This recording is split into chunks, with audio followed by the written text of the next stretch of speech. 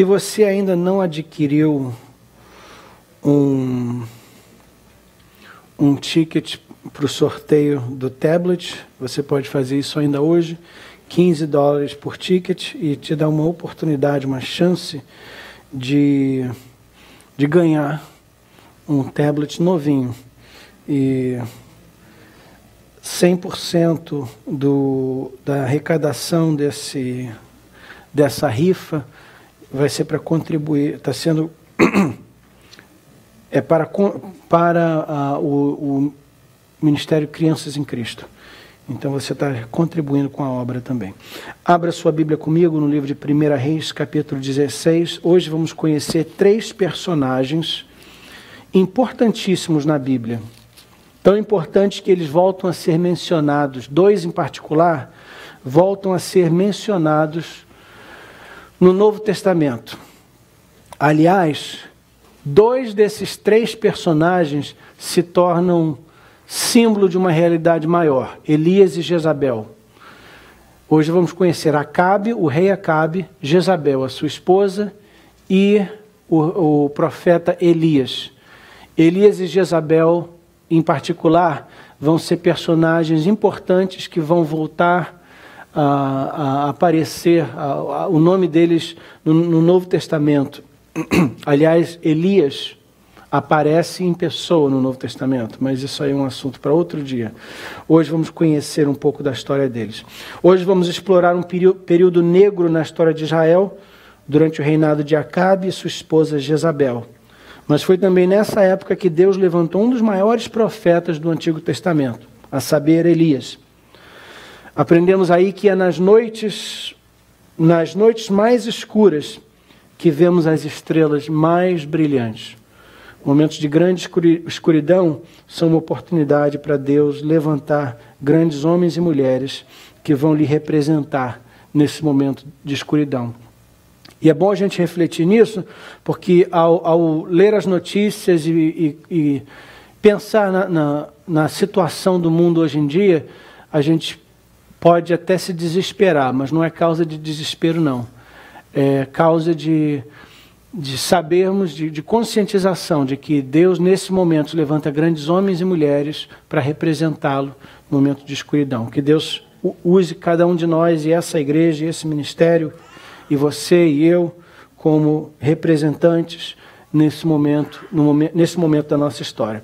Muito bem, vamos então ser introduzidos agora a o que eu chamo de a dupla diabólica. A dupla diabólica. Possivelmente o pior casal da Bíblia. Possivelmente o pior casal da Bíblia. O nome dele é Acabe, a sua esposa é Jezabel. Acabe foi o 7º rei de Israel, o pior até o momento.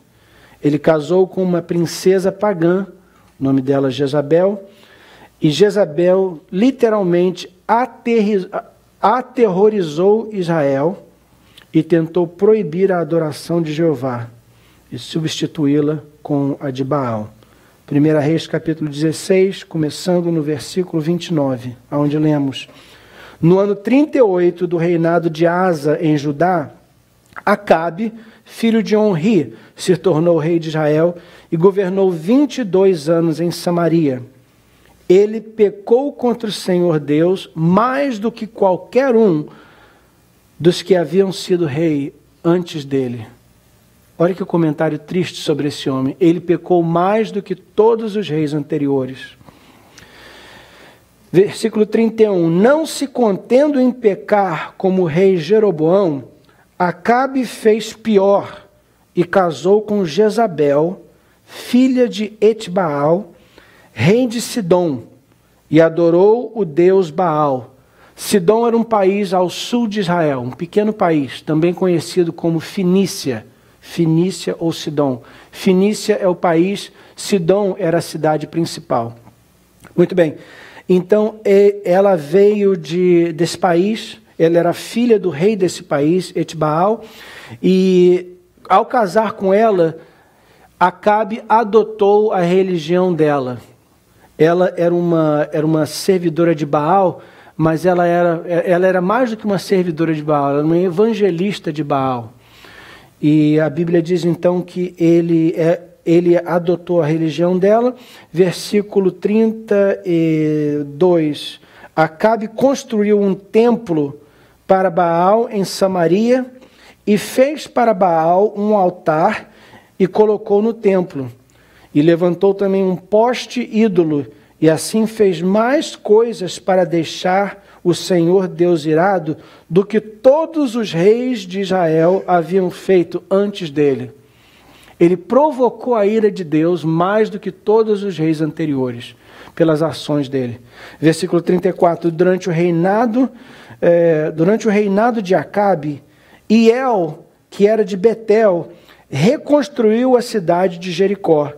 E com isso, e como o Senhor tinha dito por meio de Josué, filho de Num, Hiel perdeu Abirão, seu filho mais velho, quando colocou os alicerces de Jericó, e perdeu Segube, o seu filho mais novo, quando colocou os portões.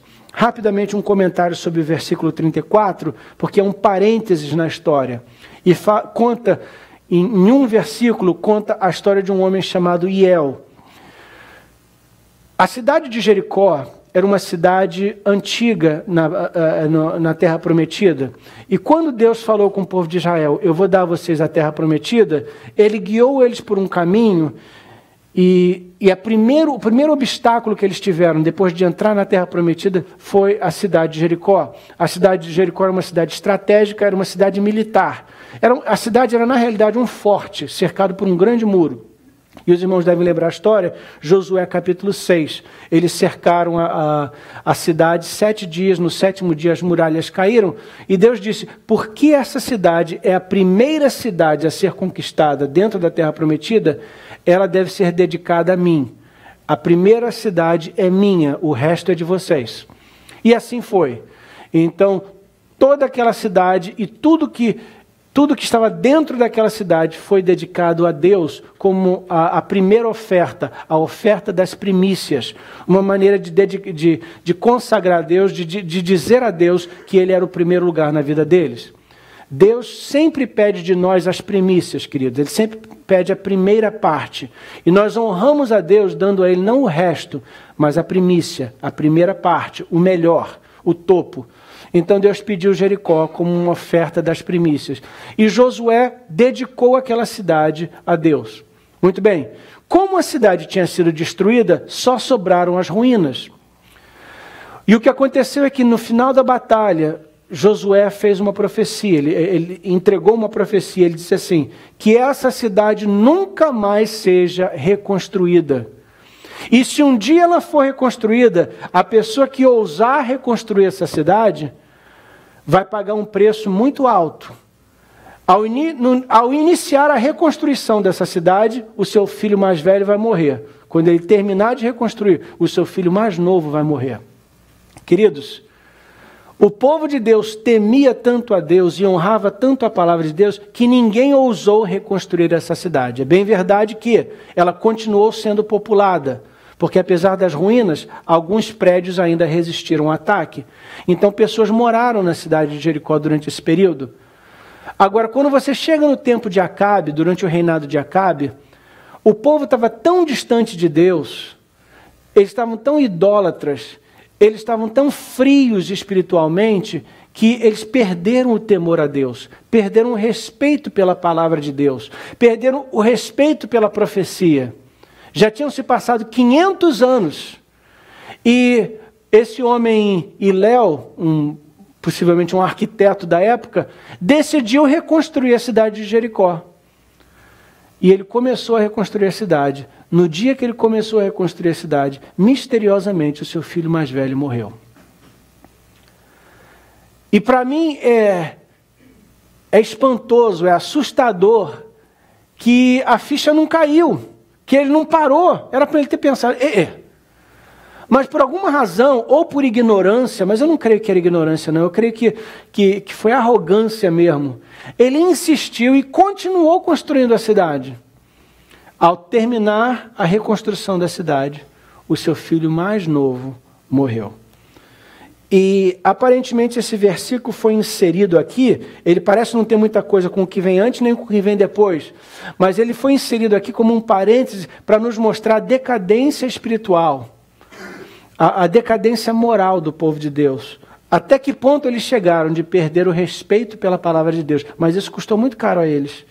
E é bom a gente lembrar, queridos, que Jesus disse assim: céus e terra passarão, mas as minhas palavras não hão de passar. Pode passar 100, 200, 300 ou 500 anos, o que Deus falou é verdade, o que Deus falou acontece e vai acontecer. E aqui tinham se passado 500 anos, e o povo já não cria mais em Deus, nem temia a sua palavra, mas a palavra de Deus continuou sendo verdadeira. De quando em quando eu converso, eu me deparo com um ateu, apesar que existem pouquíssimos verdadeiros ateus no mundo. Aliás, a população ateia é menos de 5%. E é difícil, você tem que se convencer para ser ateu, então é uma coisa difícil, não tem muito ateu no mundo não. Mas de quando em quando eu já encontrei um ateu, e o ateu age como se eu não crer em Deus, Deus vai deixar de existir. Se eu não crer no que Deus fala, não vai acontecer. Mas a verdade é, queridos, que Deus é Deus, você querendo ou não, você aceitando ou não, você crendo ou não, Deus continua sendo Deus. E eu gosto de ter um bumper sticker, né? aquele decalque que tem pessoas que põem no altar, no carro. Tem um que diz assim, o ateu não crê em Deus, mas Deus crê no ateu. Deus sabe quem é o ateu, e Deus sabe quem um ateu é, mesmo que a pessoa não creia no ateu. E mesmo que o ateu não creia em Deus, não crer em Deus não diminui Deus em nada. E este homem desafiou a Deus, consciente ou inconscientemente. A verdade é que ele se opôs a Deus nas suas ações, e caro lhe custou. Ele perdeu o filho mais velho e um pouco mais tarde o filho mais novo. E é nesse contexto então, queridos, de incredulidade, de imoralidade, de idolatria, que nós então entramos no capítulo 17, um capítulo muito interessante, porque aqui nós somos introduzidos pela primeira vez a este grande homem de Deus. O nome dele era Elias. Um profeta chamado Elias, de Tisbé, na região de Gileade, disse ao rei Acabe, rapidinho, Tisbé é uma cidade do outro lado do Rio Jordão. Deus chamou esse homem de uma outra cidade, de um outro lugar, disse para ele, olha, vai até Samaria e fala com o rei de Israel. Ele foi, e aqui a mensagem que ele trouxe de Deus, versículo 1. Em nome do Senhor, o Deus de Israel, de quem sou servo, digo ao Senhor que não vai cair orvalho nem chuva durante os próximos anos, até que eu diga para cair orvalho ou chuva de novo. Uma das coisas que nós vamos aprender sobre Elias, ele era um homem ousado, corajoso, destemido. E ele sai lá do deserto, vai para a capital do reino do norte, de Israel, e se apresenta no palácio do rei e diz, olha, eu tenho uma mensagem de Jeová, o Senhor. Jeová é o verdadeiro Deus dessa terra, não é Baal não, Jeová é o rei dessa terra, e eu represento ele, e ele me autorizou a dizer o seguinte, a partir de agora não vai chover nessa terra, até que eu diga que vai chover. Não vai chover até que eu avise que vai chover. Pelos próximos 3 anos e meio, então, não choveria em Israel, versículo 2. Então Jeová Deus disse a Elias, sai daqui e vai para o leste, e esconde-se perto do riacho de Querite, a leste do Rio Jordão. Você terá água do riacho para beber, e eu mandarei que os corvos levem comida para você ali. E Elias obedeceu a ordem do Senhor, e foi e ficou morando perto do riacho de Querite. Ele bebia a água do riacho, e os corvos vinham trazer pão e carne todas as manhãs e todas as tardes. Mas algum tempo depois o riacho secou por falta de chuva. Então Deus enviou ele de volta para o deserto, do outro lado do Rio Jordão, e lá ele beberia água de um riacho, e Deus enviaria 2 vezes por dia um corvo que traria carne para ele comer. Então ele tinha comida sendo entregue para ele diariamente. Muito bem, enquanto lá, volta a tela por favor, mais uma tela. Enquanto lá, muito obrigado, enquanto lá, o riacho secou. Por que o riacho secou? Por causa da seca. Não choveu, então eventualmente o riacho secou. E então Deus falou com ele, Elias, eu quero que você saia daí e vá para uma cidade, a cidade, como é que ela se chama em português? Serepta, ou Serepata em algumas traduções. Eu quero que você vá para Serepta, e esse mapa aí, se você pudesse ver ele mais de perto, você veria que Serepta é uma cidade a 85 milhas, mais ou menos 85 milhas, ao norte de onde Elias estava. É uma cidade distante, aliás, tão distante que ela já está fora de Israel. Está fora de Israel. Então Deus falou, olha, sai do deserto e vai para a terra de Sidom, para o país ao norte daqui, e lá eu vou te alimentar através de uma viúva. Tem diversas coisas interessantes acontecendo aqui que a gente não tem tempo de explorar, mas de passagem nós vamos notar que, número 1, Deus está enviando ele para ministrar uma viúva, a viúva vai sustentar ele, e essa viúva é do país de onde Jezabel veio. Então, Jezabel entrou em Israel para trazer Baal, Deus enviou Elias ao país de Jezabel para introduzir Jeová lá. Isso é interessante. E então ele começa essa caminhada e eventualmente ele chega lá. Quando ele chega lá, assim que ele chega perto dos muros da cidade, ele vê uma viúva. Ele identifica essa mulher como uma viúva, possivelmente pelo traje que ela vestia, e ele diz a ela, a senhora, por gentileza, pode me fornecer um copo d'água? Perfeitamente. E ela sai para pegar o copo d'água para ele. Note que esse é um tempo de seca, então ela está fazendo algum tipo de sacrifício para encontrar essa água e trazer para ele, mas ela vai de qualquer maneira. Enquanto ela está indo, ela fala, não, peraí, minha senhora, enquanto a senhora está pegando esse copinho de água, me traz uma refeição também. Me traz uma janta também. Aí nesse momento ela para e vira para ele e fala assim, olha... E ela também identifica que ele é judeu e servo de Jeová. Então ela fala assim, olha, eu juro pelo seu Deus, o Deus de Israel, Jeová, que eu não tenho uma refeição para lhe dar. Quando o Senhor pediu água, eu ia trazer água para o Senhor. Mas agora o Senhor pediu pão, e pão eu não tenho para lhe dar. Aliás, o Senhor não me conhece, mas deixa eu lhe contar um pouquinho da minha história. Eu sou viúva. E eu tenho em casa um filho que depende de mim. E nós não temos mais o que comer.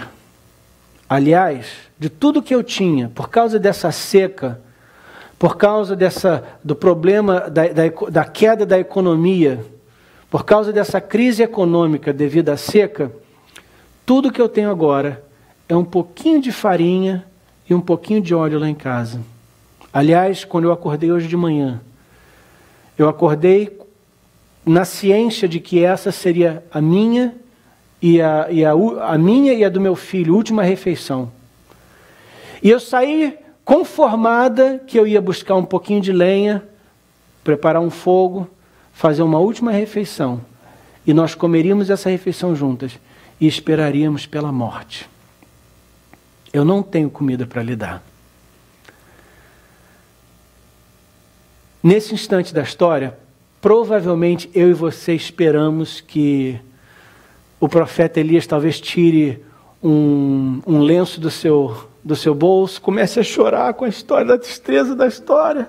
Abrace a viúva e fale, eu sinto muito pelo seu estado. Mas não é isso que acontece. Ele não tenta explicar nem consolar. Ele recebeu uma palavra de Deus. E a palavra de Deus vai até aquela cidade e a viúva vai te sustentar.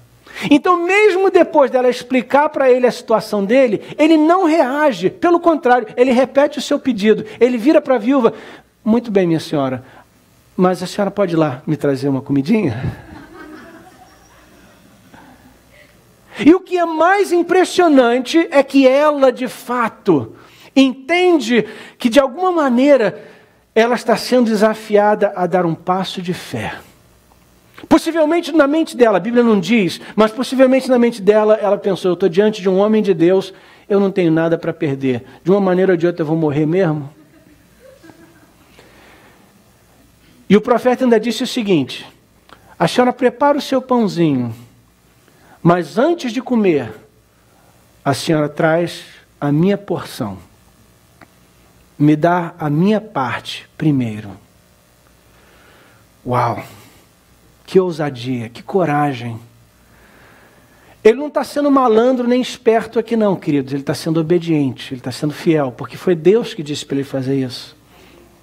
Versículo 13, 17, 13. Não se preocupe, disse Elias, vá preparar a sua comida, mas primeiro faça um pãozinho com farinha que você tem e traga-o para mim. Primeiro traz a minha refeição. Amados, Deus sempre pede o primeiro, a primeira parte. Deus nunca se contenta com o resto. Deus nunca se contenta com o que não faz falta. Deus nunca aceita o que não presta. Deus nunca aceita o que eu e você não queremos mais. Ele sempre pede o primeiro. Honra o Senhor com a primícia da tua fazenda, com a primeira parte, com o melhor. Ele quer a primeira parte dos nossos esforços, a primeira parte do nosso talento, a primeira parte das nossas finanças. É só isso que honra a Deus. A segunda parte ou a última parte não agrada a Deus. Caim tentou oferecer a Deus o que não era primícia. E os irmãos sabem o resultado. Deus não aceitou. A Bíblia diz que ele não se agradou da oferta. Deus só aceita a primícia, a melhor parte, o primeiro lugar. Então Elias falou para ela, entendi a sua história, mas a senhora prepara essa refeiçãozinha da senhora, mas primeiro traz a minha. Não se preocupe, versículo 13. Traga para mim a primeira parte, depois prepare o resto é para a senhora. O primeiro é para Deus, o resto é para a senhora e para o seu filho. Versículo 14. Pois Jeová, o Deus de Israel, diz isto: não acabará a farinha na sua tigela, nem faltará azeite no seu jarro, até o dia que eu, Jeová, fizer cair chuva. Se a senhora aceitar esse desafio e oferecer a Deus a primeira parte, Deus vai se incumbir de multiplicar o resto e não vai faltar para a senhora. Então a viúva foi e fez como Elias tinha dito. A Bíblia não diz que a viúva entendeu. A Bíblia diz que a viúva obedeceu. A Bíblia não diz que a viúva gostou. A Bíblia diz que a viúva obedeceu. Eu não sei se ela gostou e eu não sei se ela entendeu. Talvez ela até tenha entendido, talvez ela até tenha gostado. Não sei, mas a Bíblia não diz. O que a Bíblia diz, o que é importante para nós sabermos é que ela obedeceu. Deus não está preocupado com o nosso entendimento ou nem mesmo com o nosso gostar ou desgostar. Ele quer obediência. E aqui ela ofereceu o que ela tinha, um ato de fé. E ela foi para casa e preparou a refeição e trouxe e entregou ao profeta por fé. E diz a palavra de Deus, eu amo desse versículo. Versículo 14, versículo 15. Então a viúva foi e fez como Elias tinha dito. E todos eles tiveram comida por muitos dias. A última refeição dela se tornou um banquete que durou muito tempo, diz a palavra de Deus. Como o Senhor havia prometido por meio de Elias, não faltou farinha na tigela, nem azeite no jarro. Todo dia de manhã ela acordava e derramava azeite e farinha e preparava o seu breakfast, a sua panqueca, o seu pãozinho. No dia seguinte ela botava de novo, preparava e fazia. No dia seguinte... E ela pensava, mas ontem estava quase acabando, como é que hoje tem mais? Ontem já estava no finalzinho da porção, como é que agora tem mais? Mas ela continuou pondo, continuou preparando. E enquanto não choveu, enquanto a crise econômica durou, enquanto a seca continuou, Deus continuou multiplicando a farinha e o óleo. Aleluia! Deus é fiel. Deus é verdadeiro. Versículo 17. Algum tempo depois, o filho da viúva ficou doente. Ele foi ficando cada vez pior e acabou morrendo. Ih, caramba! A viúva que sustentava o profeta e que hospedava ele na casa dela tem um filho. E o filho dela, ao longo do tempo, morre. E olha a reação dela, interessante. Então ela disse a Elias, versículo 18, homem de Deus, o que o Senhor tem contra mim? Será que o Senhor veio aqui para fazer com que Deus lembrasse dos meus pecados e assim provocar a morte do meu filho? Amados, esse versículo indica que essa mulher convivia com um tremendo sentimento de culpa. Um tremendo sentimento de culpa. No passado dela, alguma coisa aconteceu, ela fez alguma coisa que incomodava a consciência dela. E ela sabia que ela tinha uma dívida para com Deus. Quando a primeira grande desgraça aconteceu, desgraça pessoal aconteceu na vida dela, a morte do seu filho, aquele sentimento de culpa veio à tona e a reação dela foi o seguinte: homem de Deus, como é que você vem até aqui? E eu te hospedo, eu te sustento, e você vem aqui trazer o julgamento de Deus? Eu sei que eu sou culpada. E você veio aqui para trazer isso à tona e trazer a sentença de Deus contra mim?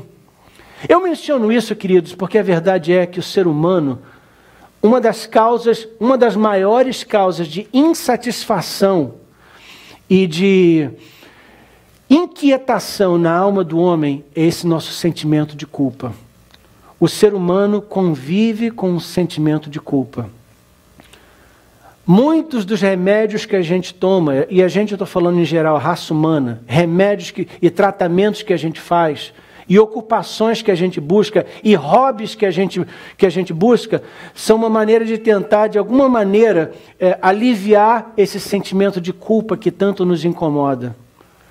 E a razão que esse sentimento de culpa incomoda é porque o ser humano, no fundo, sabe que todos pecaram e destituídos estão da glória de Deus. A Bíblia diz que Deus nos deu uma consciência, e essa consciência nos lembra do nosso pecado, nos lembra da nossa culpa, lembra dos nossos erros. Da vez que a gente maltratou uma pessoa que só fez bem para nós, da vez que a gente pegou alguma coisa que não era nossa, da vez que a gente falou uma mentira, a vez que a gente sentiu raiva de alguém, a vez que a gente se recusou de perdoar alguém, a vez que a gente passou alguém para trás, e assim por diante. Nós conhecemos o nosso pecado.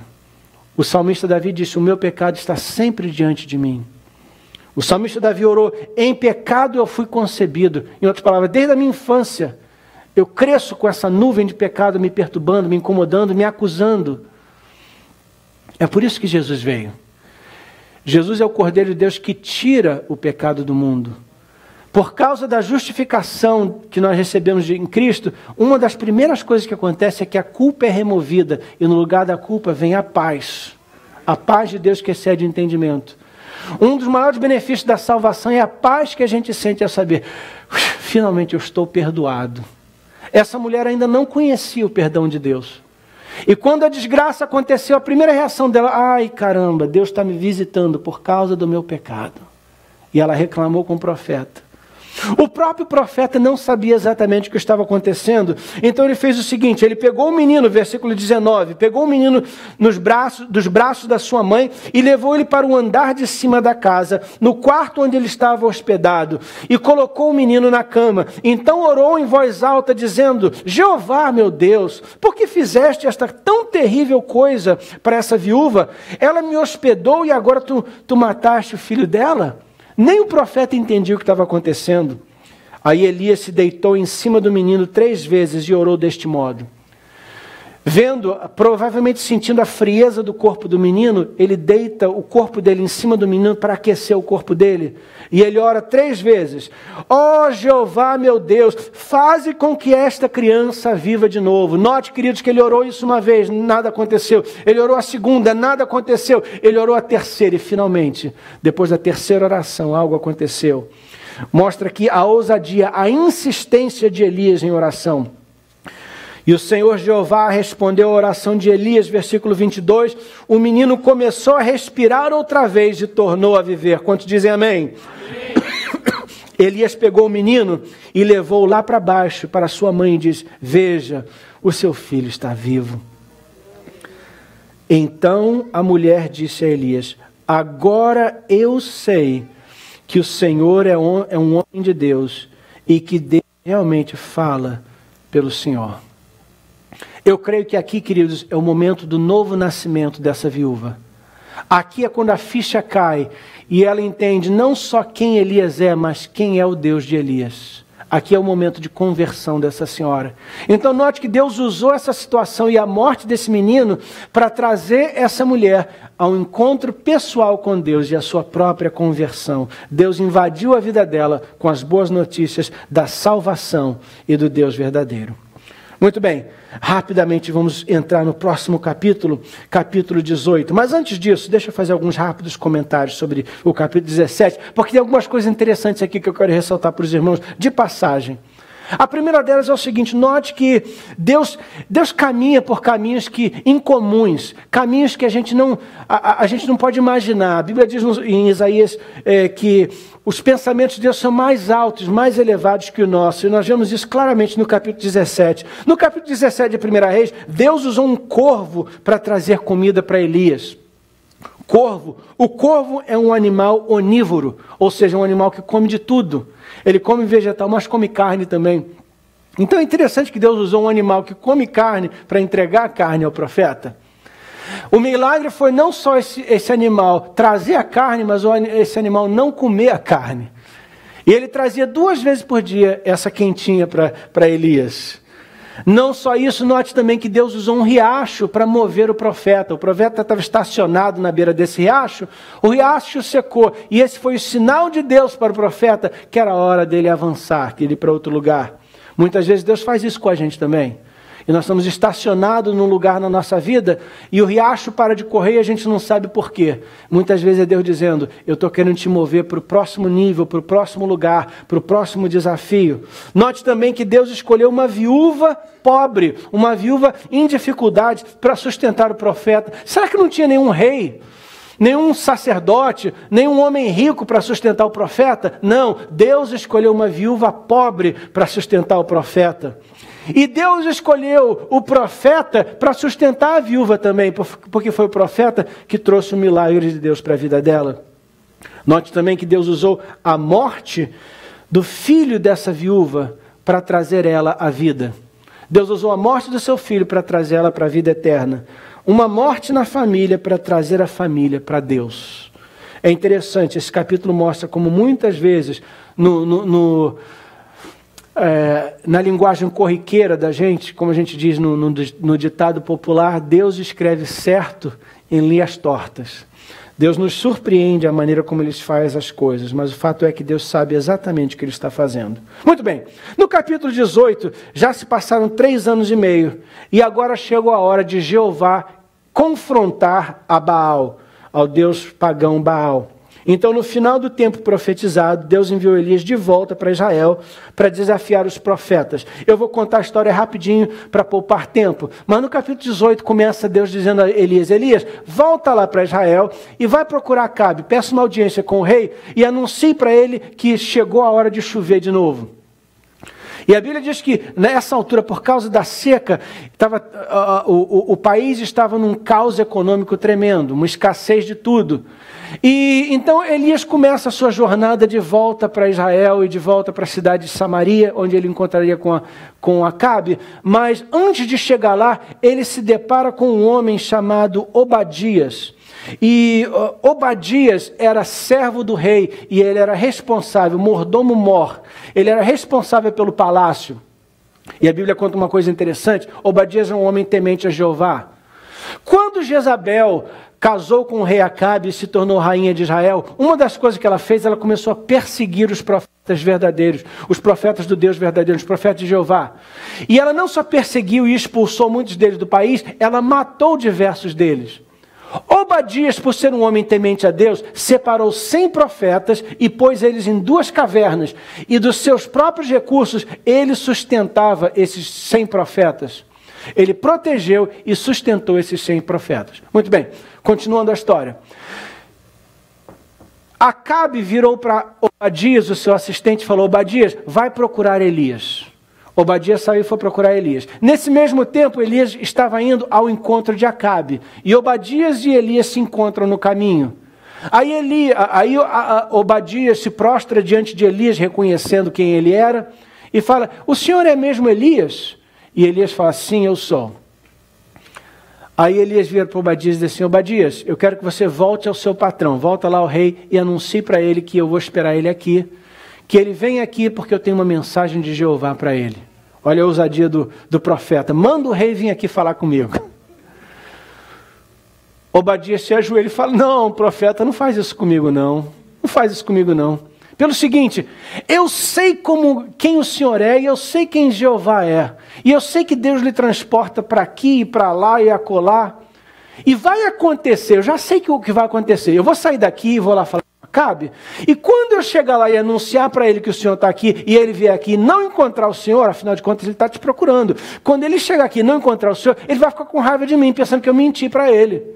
E ele vai me matar. Não faça isso comigo não. O Senhor não sabe, mas eu sou um homem temente a Deus. Eu respeito ao Senhor, respeito a Jeová também. Aí ele contou a história. Inclusive, quando a rainha, minha patroa, começou a perseguir os profetas de Israel como o Senhor, eu fui uma das pessoas que protegeu eles. Eu arrisquei a minha vida para salvar a vida de 100 deles e pus eles em 2 cavernas e sustentei eles. Então, Senhor, por favor, eu respeito a Deus, eu fiz isso, arrisquei a minha vida para proteger os profetas, não me manda não me manda fazer isso não. E Elias diz assim para ele, não fica com medo não. Na autoridade de Jeová, eu digo para você que quando Acabe voltar, eu vou estar aqui esperando por ele. Perfeitamente, nesse caso eu vou. Aí ele foi, falou com Acabe, e Acabe veio então falar com Elias. Agora, olha o encontro deles. Olha o encontro deles. Versículo 18. Versículo 16. Então Obadias foi encontrar-se com Acabe e lhe contou o que havia acontecido. Aí Acabe saiu para se encontrar com Elias. Quando viu o profeta, Acabe disse: então é você que está aí, você o maior criador de problemas de Israel? Olha a resposta de Elias. Elias não tinha papa na língua não. Eu não sou criador de problemas para o povo de Israel, respondeu Elias. Você e os seus pais é que são criadores de problema, pois vocês abandonaram o mandamento de Jeová Deus e adoraram as imagens de Baal. Portanto, agora ordene a todo o povo de Israel que vai encontrar-se comigo no Monte Carmelo. Mande também os 450 profetas do Deus Baal e os 400 profetas do poste ídolo que são sustentados pela rainha Jezabel. Então Acabe chamou todos os israelitas e os profetas de Baal para se reunirem no Monte Carmelo. E ali Elias chegou perto do povo e disse, versículo 21, até quando vocês vão ficar em dúvida sobre o que vão fazer? Se o Senhor é Deus, adorem a Jeová, mas se Baal é Deus, adorem a Baal.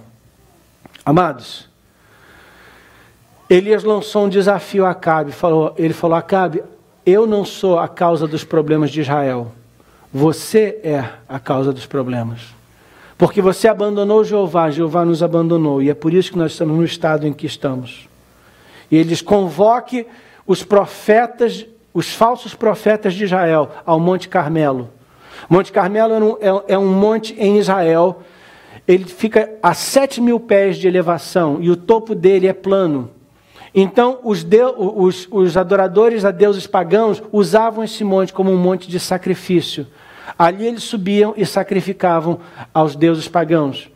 Então Deus desafiou eles, na casa deles, é no Monte Carmelo, onde vocês adoram a deuses pagãos, que nós vamos ter um encontro e uma batalha final.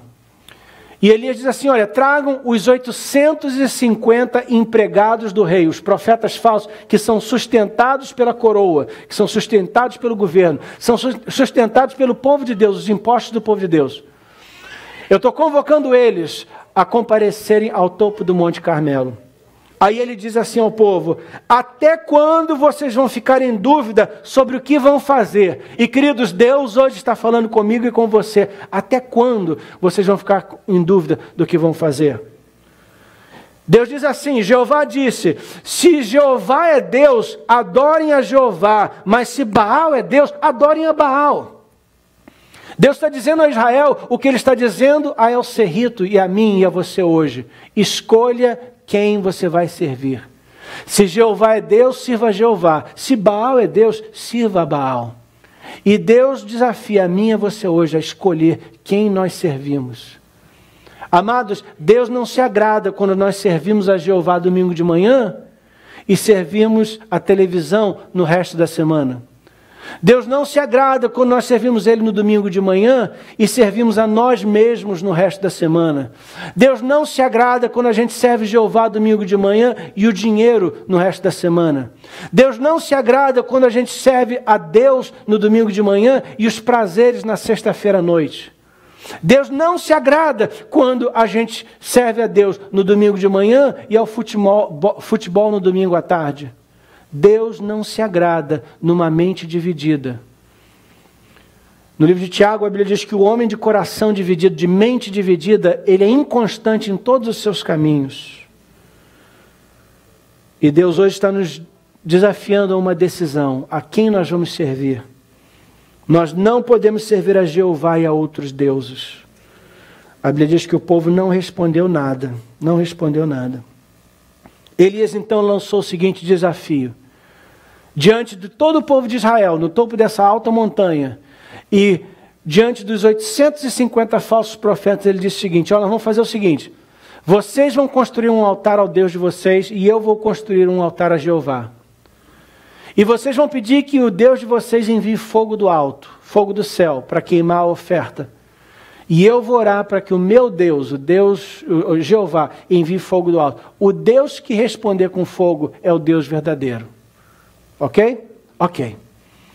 Então, os 850 profetas de Baal construíram um altar elaborado e botaram a lenha em cima e botaram a oferta deles em cima e começaram a clamar.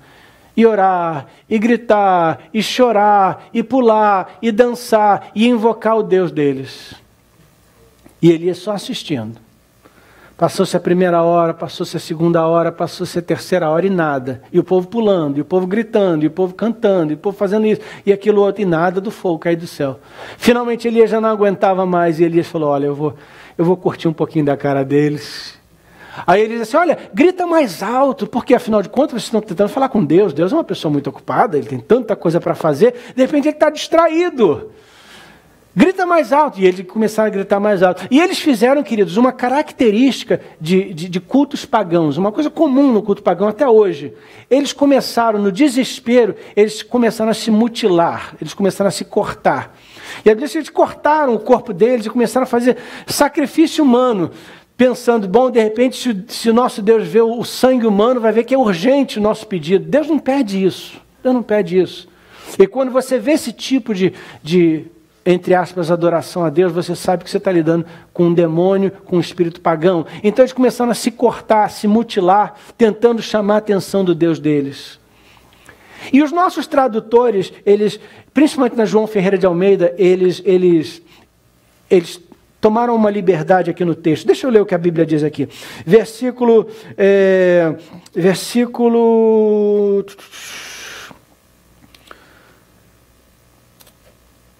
Capítulo 18, versículo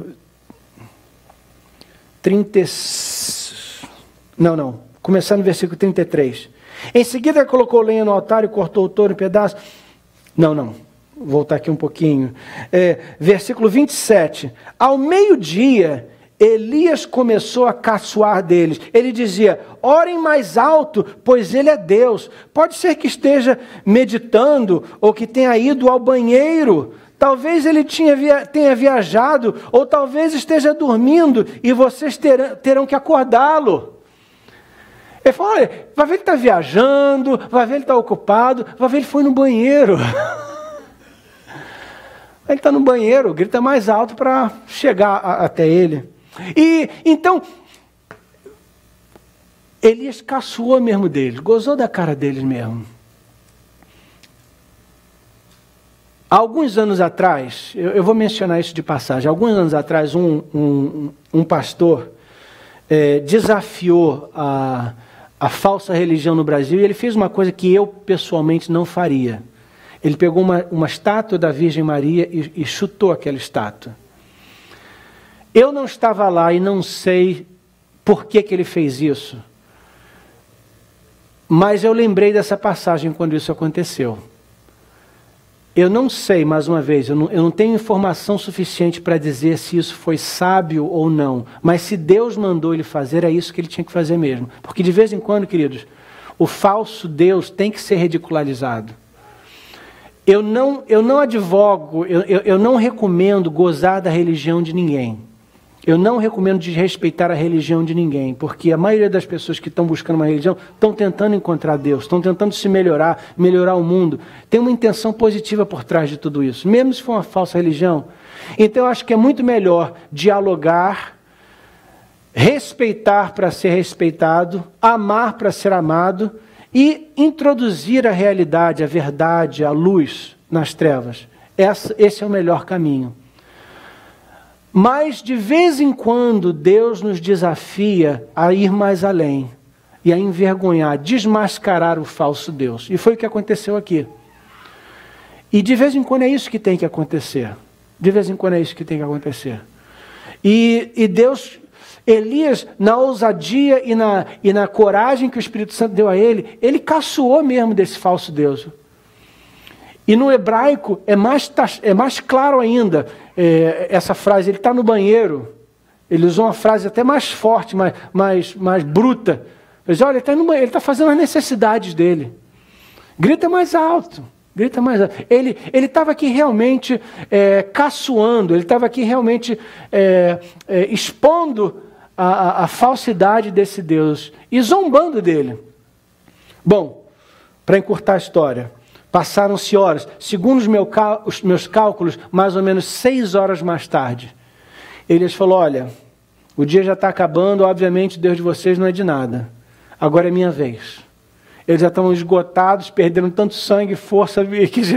Ok, sentaram. E Elias falou assim, muito bem, me tragam algumas pedras para a gente fazer um altar. Ele fez um altar de pedra. Põe a lenha em cima do altar, puseram a lenha. Sacrifica o animal em cima do altar, sacrificaram, até aí tudo bem, até aí nenhuma surpresa. Mas ele diz o seguinte, cava agora um buraco em volta, em volta do altar. Eles cavaram. Para que isso? O que ele está fazendo? Aí ele diz assim, olha, pega baldes de água agora, e tragam baldes de água e derrama sobre o altar. Caramba! Foram lá, buscaram água, não sei onde eles encontraram, porque era seca, possivelmente tiveram que ir até o mar. Não sei onde eles pegaram, mas encontraram água e derramaram baldes de água, encharcaram tudo. Elias virou para a cara dele e falou, repete isso de novo. Encheram baldes de água e derramaram sobre o altar. Mais uma vez, terceira vez. Na terceira vez, queridos, tinha tanta água, eles derramando tanta água em cima do altar, que a lenha estava encharcada, o animal estava encharcado, as pedras estavam todas molhadas, e o buraco que eles tinham cavado em torno do altar estava cheio d'água, formou um lago em volta do altar. Ele falou, pois é, agora vamos orar. E ele ora uma oração rápida, uma oração curta, uma oração em português de mais ou menos 60 palavras. Em hebraico, 43 palavras, 40 e poucas palavras. Uma oração curta, rápida e objetiva. Aliás, vamos ler a oração dele? Ainda no capítulo 18, agora no versículo 36. Ó Senhor, Deus de Abraão, de Isaque e de Jacó, prova agora que és o Deus de Israel e que eu sou teu servo e que fiz tudo isso de acordo com a tua ordem. Responde-me, ó Jeová, responde-me para que este povo saiba que tu, ó Senhor, és Deus e estás trazendo esse povo de volta para ti. Versículo 38. Então o Senhor mandou fogo. E o fogo queimou o sacrifício, queimou a lenha, queimou as pedras e queimou até a terra e secou a água que estava na valeta. Quando viram isso, os israelitas se ajoelharam, encostaram o rosto no chão e gritaram, ó Jeová, o Jeová é Deus, só o Senhor é Deus. Daí que vem aquela frase que todos nós crentes gostamos, só o Senhor é Deus, ela veio daqui. Só o Senhor é Deus. Só o Senhor é Deus. Só Jeová é Deus, aleluia! Os profetas pagãos oraram, 850 profetas pagãos orando, dançando, pulando, se cortando por 6 horas. Um homem de Deus ora uma oração de 30 segundos. De 30 segundos sobre um altar encharcado. E a Bíblia diz que o fogo do céu desceu e não só consumiu o altar. Era um fogo tão forte, tão quente, tão elevado, que queimou a madeira, queimou as pedras, queimou até o chão. Evaporou a água. E o povo se ajoelhou e falou, de fato, só Jeová é Deus. Só Jeová é Deus. Elias falou, sendo isso verdade, esses 850 profetas são falsos profetas. Vamos matar todos eles. E todos os 850 foram executados ali mesmo. Aí o Deus que mandou fogo do céu agora vai mandar água do céu. Elias virou para Acabe e falou, Acabe, vai embora, porque está vindo uma chuva. E não vai ser uma chuva qualquer não, vai ser uma baita de uma tempestade, vai ser um baita de um temporal. Sai correndo agora se você não quiser se molhar. Acabe subiu na carroça dele e saiu correndo para uma cidade que ficava a 25 milhas dali, 30 e poucos quilômetros. A cidade de Jezreel. E ele na sua carroça correndo para lá, porque o profeta falou, vai chover e vai chover muito. Enquanto isso, Elias sobe de novo para o topo do monte e começa a orar para pedir chuva. Aí ele manda o seu servo, ele fala, olha lá para o mar e me diz se a nuvem de chuva está chegando. O servo vai e volta e diz, olha, não tem sinal de chuva nenhuma, Elias. O que Elias fez? Voltou a orar. Lembra que quando ele queria ressuscitar o menino, ele orou 1, 2, 3 vezes. Esse era um homem de oração. Ele sabia insistir em oração. Ele sabia perseverar em oração. Ele não desistia, não. Ele orou uma vez, nada de sinal de chuva. Orou a segunda vez, vai lá ver se tem nuvem. Olhou, nada. Vamos orar mais. Orou 7 vezes ele orou. E 7 vezes ele enviou o seu servo para procurar uma nuvem. Na 7ª vez, quando o servo voltou, falou, olha, Elias, olha, não vi muita coisa não, mas eu vi lá longe, bem no horizonte, uma nuvenzinha do formato, do tamanho da mão de um homem. Elias falou, este é o sinal que a chuva vai cair. Aleluia! Glória! Queridos, grandes milagres vêm em pacotes pequenos. Às vezes a gente perde o nosso milagre, ou porque a gente desiste muito cedo, ou porque quando a resposta vem, a gente despreza a nossa resposta. Lembra que o profeta diz, não desprezais o dia das coisas pequenas. Grandes presentes vêm em embrulhos, em pacotes pequenininhos. O próprio Deus, quando veio à terra, ele veio no pacote de uma criança, um bebê. Não perca a sua bênção, porque ela vem pequenininha. Na 7ª vez, o servo de Elias diz, olha, tem uma nuvem bem pequenininha, do tamanho da mão de um homem, lá no horizonte. Elias falou, a chuva vai começar. E olha, queridos, um dos maiores milagres, esse capítulo é cheio de milagres, ele também não queria se molhar, então ele começou a correr. Ele saiu correndo para a cidade mais próxima, essa cidade de Jezreel, a 30 quilômetros. E a Bíblia diz que ele chegou lá antes do rei Acabe. Antes do rei Acabe. O rei Acabe tinha saído antes dele e estava numa carroça, puxada por cavalos, obviamente. Ele não só saiu mais tarde, mas correu mais do que os cavalos. Há 2 quartas-feiras passadas, Deus nos levou para aquela profecia, quando Deus desafia o profeta e diz a ele, olha, disse a Jeremias estava desanimado, e ele falou, Jeremias, não desanima não, porque você está correndo com homens. Eu estou te treinando para um dia você correr com cavalos e vencer. Aqui nós temos o exemplo de um homem que correu com cavalos e venceu. Ele chegou na cidade de Jezreel. Estamos prestes a encerrar. Me acompanha por mais alguns minutos. Ele chega em Jezreel, capítulo 19. E quem que estava esperando por eles lá? A rainha louca. A rainha louca. A rainha pagã, Jezabel. Vamos falar mais sobre ela no futuro, porque ela vai aparecer no livro de Apocalipse. Jezabel, o rei Acabe contou à sua esposa Jezabel tudo o que Elias havia feito e como havia matado à espada todos os profetas do Deus Baal. Aí ela mandou um mensageiro a Elias com o seguinte recado: que os deuses me matem se até amanhã, a esta hora, eu não fizer com você o mesmo que você fez com os meus profetas. Ela mandou um recado para Elias dizendo: olha, em 24 horas você também vai estar morto. Ela estava falando com um homem de Deus. Um homem que clamou e fogo caiu do céu. Um homem que disse: não vai chover até eu mandar que chova. E depois mandou chover e choveu. Um homem que encarou o rei Acabe e falou: olha, quem é o perturbador de Israel é você, não sou eu não. O homem que mandou o rei vir se encontrar com ele. Mas quando Elias recebeu essa mensagem do mensageiro, queridos, versículo 3, Elias ficou com medo.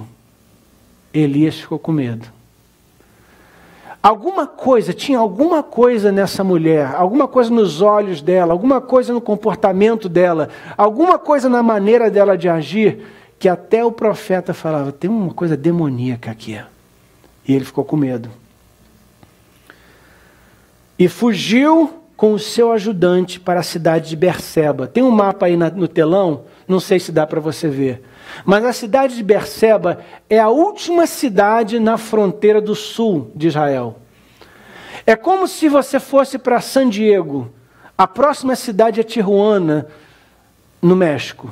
Ele foi para Berseba, a última cidade de Israel, aliás, em Judá, no país de Judá, fora da autoridade de Acabe. E nem ali ele se sentiu seguro. Então, o versículo 4 diz que ele deixou o seu servo ali e caminhou por um dia ao deserto, o deserto do Sinai, onde o povo de Israel tinha caminhado durante 40 anos.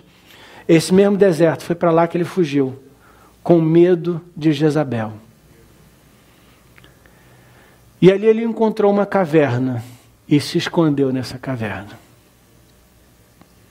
Desanimado, assustado e sozinho. E é aí que a gente vai parar a nossa história por hoje. Semana que vem a gente continua. Semana que vem a gente encontra com Elias na caverna. Mas deixa eu encerrar com 3 rápidos pensamentos. Você pode se pôr de pé comigo? 3 rápidos pensamentos.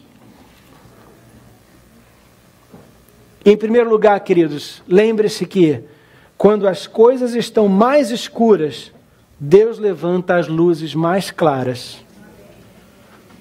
Isaías 59:19, vindo o inimigo como uma corrente de águas, o Espírito de Jeová arvorará contra ele a sua bandeira. Sempre que o inimigo se levanta, Deus levanta uma bandeira mais forte, mais alta, para demonstrar que ele é Deus. Se você está vendo trevas ao seu redor, deixa Deus acender a luz dele sobre a tua vida. Seja um holofote, seja uma luz em meio às trevas. Deus se especializa nisso. Em segundo lugar, eu quero te desafiar hoje a escolher Jeová.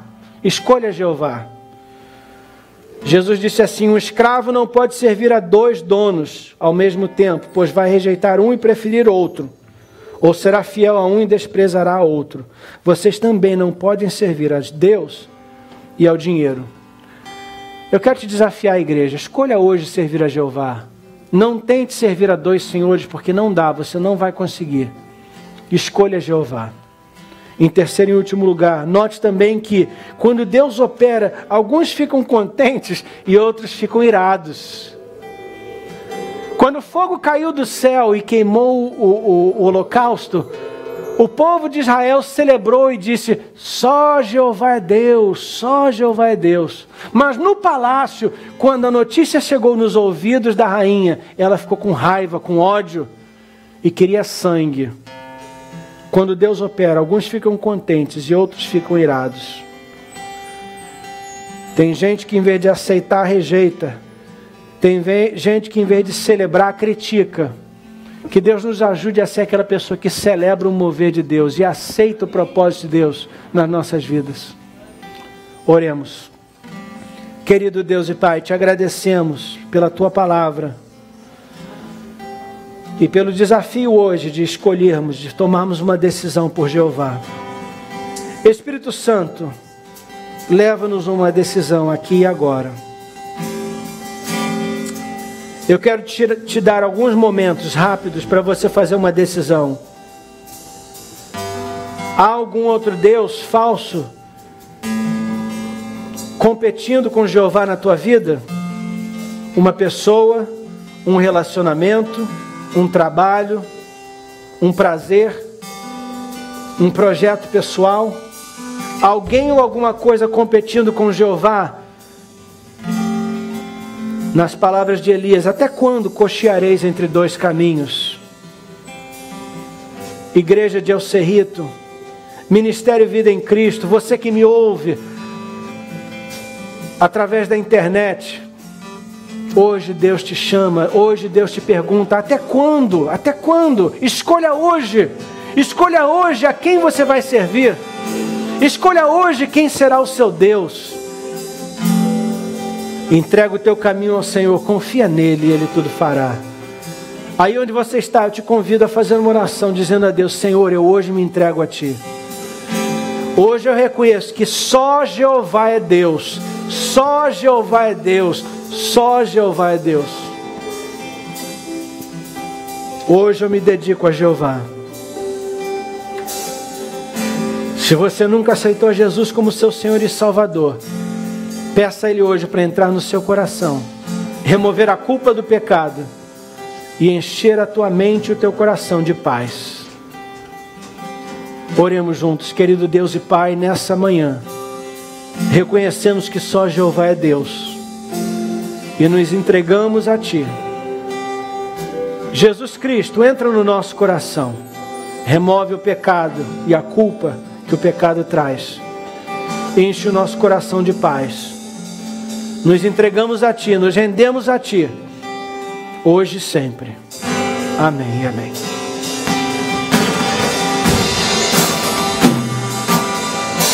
Aleluia, glória a Deus.